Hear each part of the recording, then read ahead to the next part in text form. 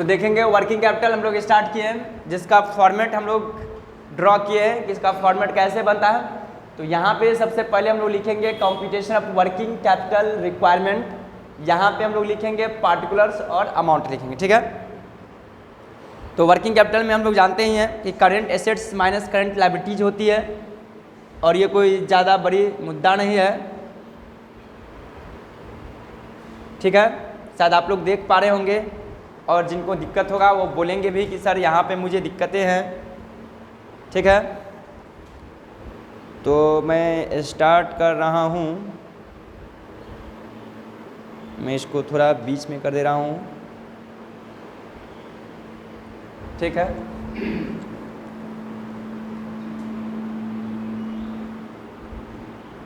इसको मैं थोड़ा बीच में कर दे रहा हूँ, थोड़ा अच्छा लगेगा।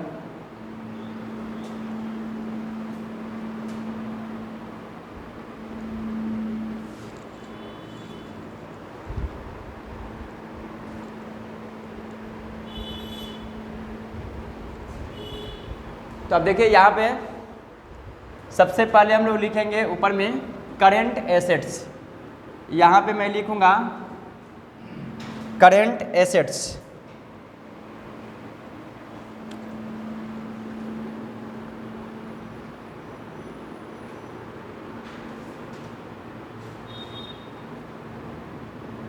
करेंट एसेट्स, जो भी करेंट एसेट्स होगा उसका मैं पहले नेम लिखूँगा,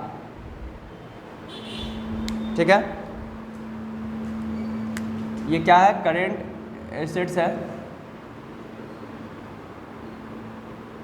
जो भी करेंट एसेट्स का नेम होगा वो मैं लिखूँगा। तो यहाँ पे होगा cash in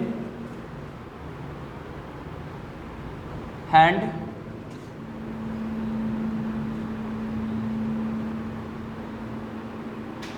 cash at bank, work in progress, इसको शॉर्ट में WIP बोला जाता है। उसके बाद स्टॉक ऑफ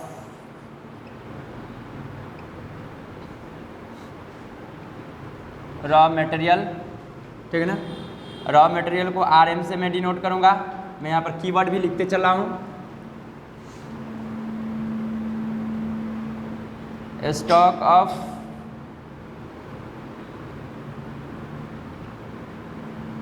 फिनिश्ड गुड, इसको FG से मैं डिनोट करूंगा।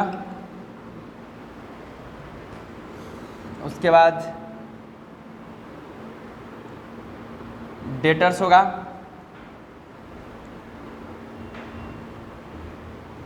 प्रीपेड एक्सपेंस होगा,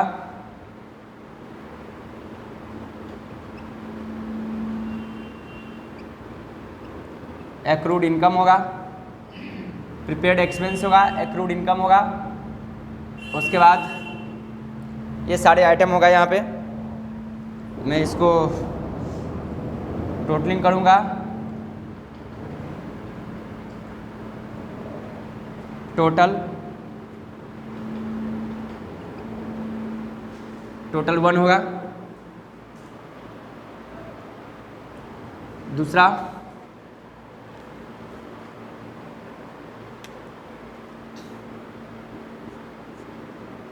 करेंट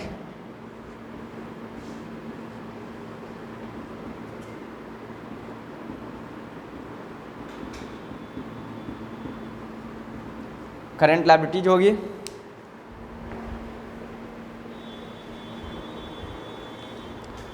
करंट लायबिलिटीज में आपको आएगा creditor,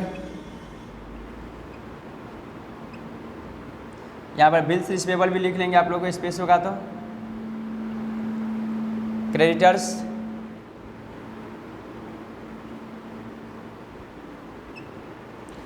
bills payable, outstanding expense, advance income,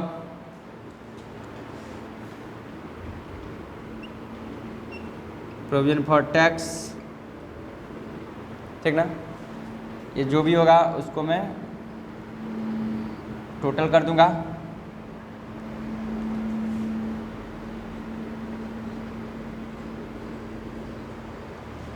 ये हो गया आपको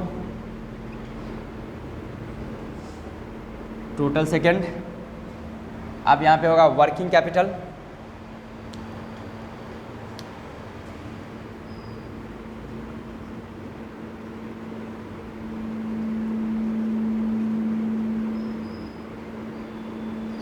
वर्किंग कैपिटल 1 माइनस 2,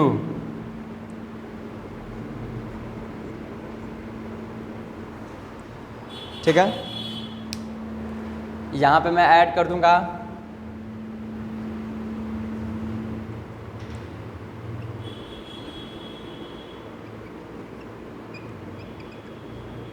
ये नीचे आ रहा है ना, और स्पेशल नीचे तक ये लास्ट है। कॉन्टीजेंसीज इसमें ऐड कर देंगे हम लोग। ये जो होगा वर्किंग कैपिटल, ये होगा आपको वर्किंग कैपिटल रिक्वायरमेंट कहलाएगा।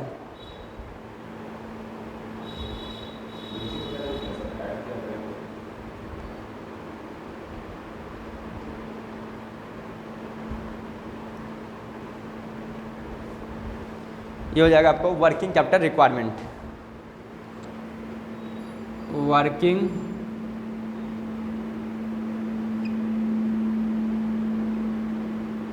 Capital requirement. ये हो जाएगा वर्किंग कैपिटल रिक्वायरमेंट। कॉन्टीजेंसी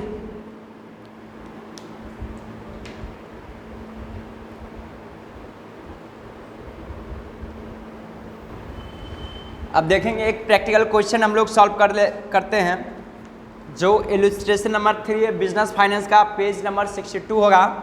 जिनके पास बुक नहीं होगा मैं उसको एक बार दिखा दे रहा हूँ ताकि आप लोग को पता चल जाएगा।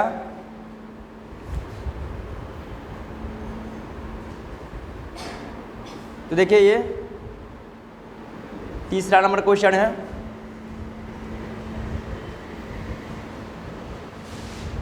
तो देखिए क्वेश्चन नंबर 3 इलस्ट्रेशन नंबर 3 है, कहता है from the following particulars of ABC limited, page number 62 होगा।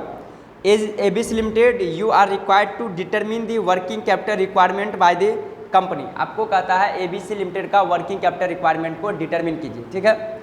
देखिए आपको स्टॉक ऑफ रॉ मटेरियल है, वर्क इन प्रोग्रेस है, स्टॉक ऑफ फिनिश गुड्स है। एवरेज क्रेडिट गिवन दिया हुआ, होम मार्केट 2 वीक्स क्रेडिट है, फॉरेन मार्केट 6 वीक्स क्रेडिट है, टाइम अवेलेबल फॉर पेमेंट है, फॉर परचेज 4 वीक्स है, फॉर वेजेस 2 वीक्स है, फॉर मैन्युफैक्चरिंग एक्सपेंस 1 वीक है। यू में ऐड करता है 10% टू अलाउ फॉर कंटीजेंसीज, ठीक ना। यहाँ पे अब देखिए हम लोग को करना क्या है, इस चीज़ को थोड़ा समझना है कि जो करंट एसेट्स है उसको इकट्ठा लिखेंगे।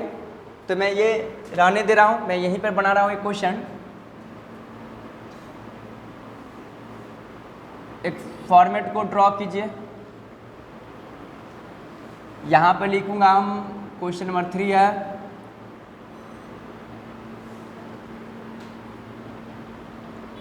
यहाँ आ रहा है ना ये,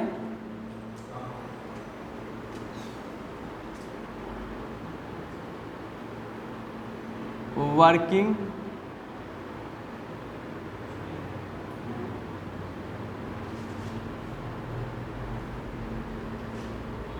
कैपिटल रिक्वायरमेंट अमाउंट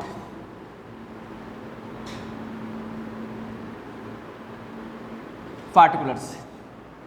फर्स्ट में मैं लिखूंगा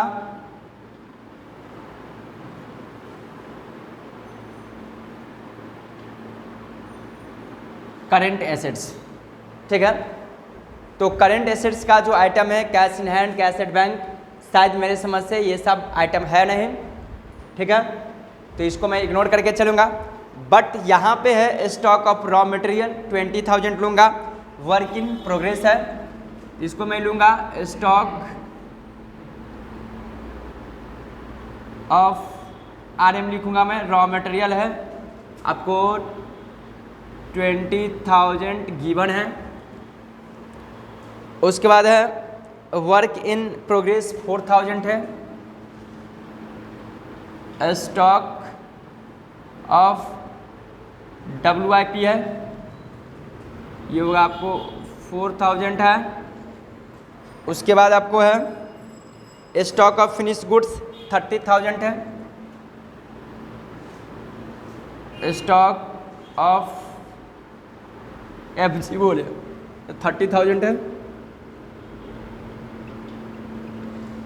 उसके बाद देखिए क्या कहता है, average credit given home market 2 weeks और foreign market 6 weeks. Oh my God sir, देखिए ना ये क्या दे दिया। ठीक है, कोई दिक्कत नहीं, हम लोग समझते हैं ये है क्या, एवरेज क्रेडिट गिवन। तो देखिए एवरेज क्रेडिट गिवन क्या बोला है, एक क्वेश्चन में हमेशा याद रखेंगे, एक होता है क्रेडिट गिवन और एक होता है क्रेडिट अवेल या क्रेडिट गिवन बाय सप्लायर। बात समझिए जरा। तो क्रेडिट गिवन का मतलब ये है कि हम लोग किसी को उधार दिए, क्या इसका मतलब जिसको उधार दिए वो डेटर जी हुए, यानी कि कस्टमर जी हुए क्या। तो डेटर तो मेरा एसेट्स बनेगा, इसलिए डेटर निकालना पड़ेगा। अब यहाँ दिया वीक्स में, इस बात को थोड़ा समझिए, कुछ नहीं सोचना है, सिर्फ और सिर्फ हम लोग क्या सोचेंगे, जितना वीक मंथ या डेज में दिया रहेगा, ठीक ना, उस अमाउंट को मल्टीप्लाई कर देंगे। डेटर क्या चीज़ से निकलता है, सेल्स से, ठीक है, या कॉस्ट से, ठीक ना। टोटल कॉस्ट को मल्टीप्लाई करेंगे, जितना दिया रहेगा, अगर डेज में दिया रहेगा तो डेज से मल्टीप्लाई करेंगे, वीक रहेगा जितना उस वीक से मल्टीप्लाई करेंगे, जितना मंथ रहेगा उतना मंथ से मल्टीप्लाई कर देंगे। लेकिन डिवाइड भी करना पड़ेगा, कितना से, अगर वीक में है तो 52 से डिवाइड करना पड़ेगा, मंथ में दिया हुआ है तो 12 से डिवाइड करना पड़ेगा, डेज में तो 365 दिन से डिवाइड करेंगे। ठीक है, यहाँ तक कॉन्सेप्ट क्लियर है। तो अब आते हैं, तो हमेशा कुछ इसमें आपको प्रॉमिस करना पड़ेगा, कसमें खाना पड़ेगा कि किसको किससे मल्टीप्लाई करना पड़ेगा। तो ध्यान रखिएगा, जब भी डेटर का कैलकुलेशन होगा तो किससे कैलकुलेशन होगा, तो कॉस्ट से, टोटल कॉस्ट, ठीक है, चूँकि उधार सामान देंगे कॉस्ट रहता है। अगर क्रेडिटर का कैलकुलेशन करेंगे तो परचेज ऑफ रॉ मटेरियल से, क्यों, क्योंकि उधार जो हम लोग खरीदे हैं उसी में से ना उधार लिए होंगे, क्रेडिटर उससे होगा। मान कर चले हम आपसे उधार लाए हैं तो क्रेडिटर आप हुए, तो क्रेडिटर कितना हो सकता है, जितना हम उधार लाए हैं तो उससे कैलकुलेशन करेंगे, किससे, परचेज ऑफ रॉ मटेरियल या स्टॉक ऑफ रॉ मटेरियल जो दिया रहेगा उससे मल्टीप्लाई करेंगे क्रेडिटर को। यहाँ पे stock of raw material, stock of WIP, stock of finish goods का पीरियड नहीं दिया हुआ, कैलकुलेशन करके ही दे दिया है। लेकिन अब जो क्वेश्चन होगा उसमें हम लोग को कैलकुलेशन करना पड़ेगा, इतना आसान से क्वेश्चन नहीं बताएगा। लेकिन सर आप ये तो बता दो, तो क्या इतना आसान क्वेश्चन नहीं पूछेगा, नहीं, ये सबसे बड़ी खुशी की बात है, ये आसान क्वेश्चन भी हम लोग को एग्जाम में आ गया है, इसलिए आप लोग इसको VBI लिखिए। 1-2 बार ये क्वेश्चन पूछा हुआ है, क्वेश्चन नंबर 3, ठीक ना, आसान है, इससे कोई मतलब नहीं है। आसान या टफ एग्जाम में जब भी आता है तो नॉर्मली आता है क्वेश्चन, कोई बहुत बड़ा नहीं आता है, लेकिन पढ़ने के लिए हम लोग सब टाइप का क्वेश्चन को स्टडीज करते हैं। ये क्वेश्चन आया हुआ है, ठीक ना, एग्जाम में जब भी आता है छोटा सा, इसलिए कि हम लोग एग्जाम में छोटा सा क्वेश्चन को छोड़ के जाते हैं, ठीक है, सोचते हैं ये क्या आ सकता है क्वेश्चन, लेकिन वही सब क्वेश्चन आता है। अब जब भी एग्जाम में क्वेश्चन सॉल्व करेंगे, बनाइएगा प्रीवियस से, सब आसान ही होता है क्वेश्चन, ठीक ना। इस बार भी 4th सेमेस्टर का एग्जाम हुआ था, सब क्वेश्चन आसान था और 1-2 टर्म घुसाया हुआ था PV रेशियो में, एडिशनल एक्सपेंडिचर इतना होगा तो ब्रेक इवन पॉइंट क्या होगा, या एडिशनल एक्सपेंडिचर कितना करना पड़ेगा, सब बना के आया। तो बोला कि सब क्वेश्चन तो ठीक है था सर, 1-2 क्वेश्चन में ऐसा ट्विस्ट था सर कि बहुत टफ था, कभी पढ़े ही नहीं। हम बोले अरे नालायक, ये तो डेली तुम लोगों को 5 बार हम पढ़ाए डिपार्टमेंट में, तो खैर उस समय कोविड थी। उसके बाद नोट्स जो भेजा गया था डिपार्टमेंट से, उसमें भी बता दिए कि देख लो क्वेश्चन, हम कम से कम 3-4 बार बताए थे। तब कहता हाँ सर ये था, नहीं तो सीधे बोल दिया क्या ये हम पढ़े ही नहीं सर हम लोग, ठीक है। कोचिंग में कम से कम 5 टाइम हुआ था, चूँकि इतना दिन वो लोग पढ़ा, तो सोचिए 1-1.5 साल में क्या पढ़ा होगा, एक ही चीज़ को 5 बार पढ़ा दिए थे। तो क्वेश्चन जब भी रहेगा एग्जाम में नॉर्मल रहेगा, ठीक है, तो इसलिए हम लोग को सोचना नहीं है, हाँ, लेकिन कॉन्सेप्ट बना के चलेंगे, ठीक ना। अब देखिए स्टॉक ऑफ फिनिश गुड्स है, आप डेटर जी निकालेंगे, तो देखिए डेटर कैसे निकलेगा, डेटर्स, यहाँ पे 2 बात है। देखिए डेटर में क्या बोला है, होम मार्केट 2 वीक्स है, और फॉरेन मार्केट 6 वीक है, तो जिसमें 2 है उसे 2 से निकालेंगे और 6 है उसको 6 से निकालेंगे, ठीक ना। अब हम लोग को निकालना पड़ेगा डेटर के लिए टोटल कॉस्ट निकालना पड़ेगा। तो ऐड कीजिए, कहीं दिया है कि नहीं, ऊपर में कुछ दिया है कि नहीं, कहीं नहीं दिया हुआ है। होम मार्केट और आगे क्वेश्चन है 2,60,000, हाँ देखिए दिया है होम, हाँ यहाँ तो दे ही दिया निकाल करके, हाँ यहीं पर दिया, वही तो हम खोज रहे थे कहाँ टोटल कॉस्ट है। देखिए होम मार्केट 260 है, तो निकालेंगे होम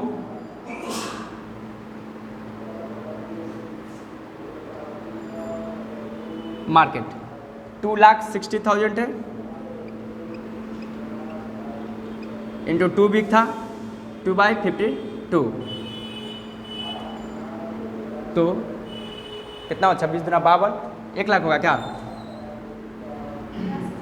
कितना 10,000। उसका फॉरेन मार्केट है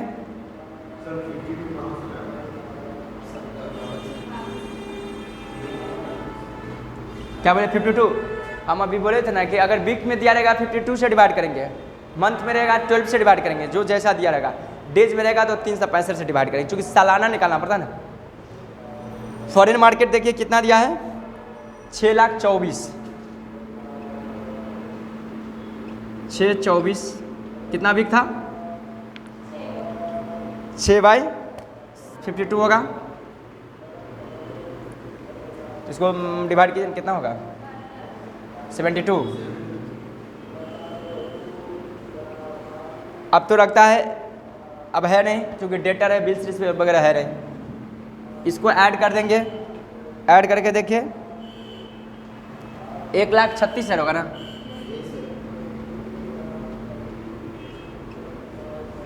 ये हो गया टोटल।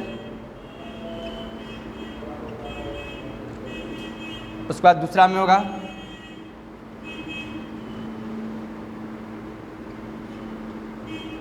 करेंट लायबिलिटीज में आप देखेंगे, देखिए टाइम अवेलेबल फॉर पेमेंट, आप जरा समझिए, पेमेंट करना जो भी होता है वो हम लोग के लिए लायबिलिटीज होता है। जैसे होता है ना वर्कर से आप काम करवा लिए उधार, तो पेमेंट करना लायबिलिटीज हो गया। कोई स्टाफ का सैलरी आप बकाया रख लिया, ये भी जो हम लिखा थे आउटस्टैंडिंग। देखिए जो भी आउटस्टैंडिंग एक्सपेंस, चाहे आउटस्टैंडिंग सैलरी हो, आउटस्टैंडिंग एक्सपेंसेज हो, ठीक है, आउटस्टैंडिंग लेबर का कुछ भी हो, कोई भी बकाया खर्चा करेंट लायबिलिटीज होती है, ठीक है। तो यहाँ पर देखिए लिखा हुआ है, कहता है for time available for payment, payment करने के लिए टाइम अवेलेबल, कहता है फॉर परचेज 4 वीक्स, परचेज के लिए 4 वीक है। तो आप समझिए जरा, परचेज को जो पेमेंट करेंगे मतलब उधार खरीदे, वो क्या हुआ, क्रेडिटर हुआ, ठीक ना, तो उसको क्रेडिटर नाम देंगे, ठीक ना। क्या लिखेंगे, क्रेडिटर, क्योंकि थोड़ा देर पहले बताए थे क्रेडिटर कौन होता है, जिससे उधार परचेज करते हैं, सप्लायर कह सकते हैं उसको। तो कितना दिया हुआ, 1,56,000 है, 4 वीक्स है, 4/52, 13 चौका 52, 13 से मल्टीप्लाई कीजिए, डिवाइड कितना होगा 12,000,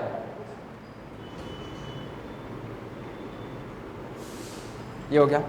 उसके बाद फॉर वेजेज, ठीक ना, तो आउटस्टैंडिंग वेजेज बोलेंगे, आउटस्टैंडिंग नहीं, ये क्रेडिटर नहीं हुआ, क्रेडिटर हमेशा कब होगा, हमेशा देखे सप्लायर लिखा रहेगा तो क्रेडिट पे परचेज किया गया तो क्रेडिटर होगा। क्योंकि क्रेडिटर का मतलब क्या हुआ, जहाँ से उधार लाते हैं हम लोग, तो उधार परचेज होगा वही ना क्रेडिटर हो सकता है। वेजेज हुआ बकाया, तो उसको क्रेडिटर थोड़ी बोल सकते, उसको हम बोलेंगे क्या चीज़, वर्कर का पैसा रखे हुए, आउटस्टैंडिंग एक्सपेंस के अकॉर्डिंग आता है। जैसे देखिए यहाँ पर लिखे थे आउटस्टैंडिंग एक्सपेंस, तो आउटस्टैंडिंग वेजेज लिखे, कितना था देख लीजिए, 2,08,000 है, कितना वीक्स है, 2 वीक्स, तो 26 हुआ, 26 8 क्या 8,000 होगा।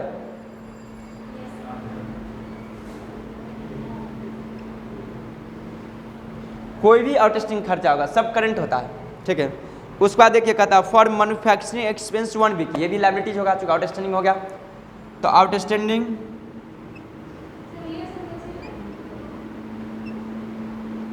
क्या बोले, करेंट लायबिलिटीज होगा।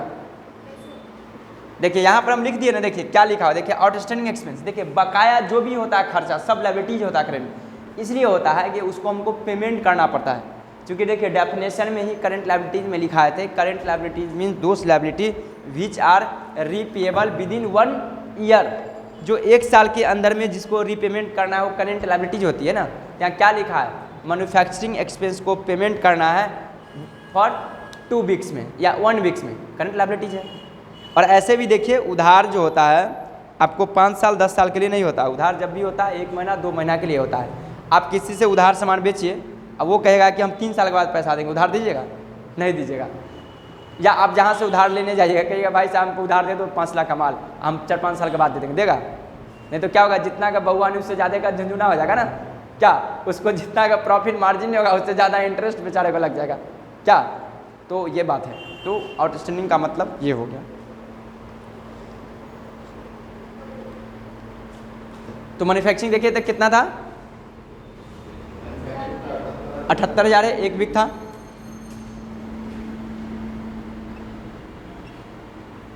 वन बाय 52 तो कितना होगा, 52 अढ़ाई 15,000 होगा ना, 1500। अब इसको ऐड कर देंगे तो 21,500 होगा, ये हो गया टोटल। ये हो जाएगा वर्किंग कैपिटल 1 माइनस 2, 136 में से लेस होगा 21,500, कितना हुआ,